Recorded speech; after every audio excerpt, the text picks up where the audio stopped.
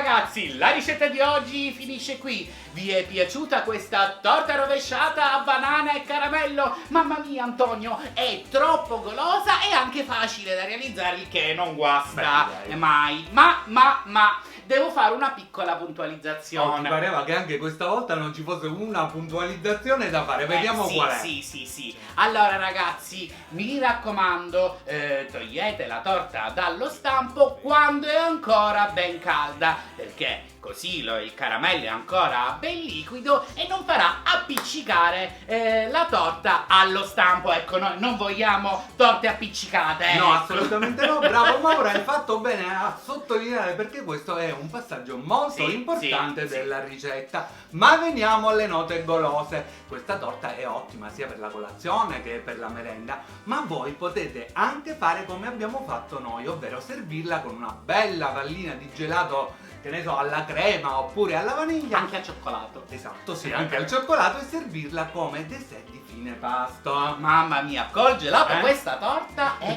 buonissima. Ecco. Sono d'accordo.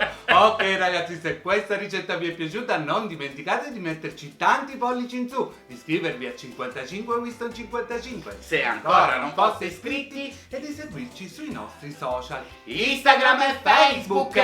Ok Antonio, lasciamo i ragazzi alla scheda ingredienti e noi due andiamo a mangiare una bella fetta della nostra torta. Che ne pensi? Che io la voglio col gelato. Anche però. io col gelato. Ciao ragazzi. Ciao. Ciao.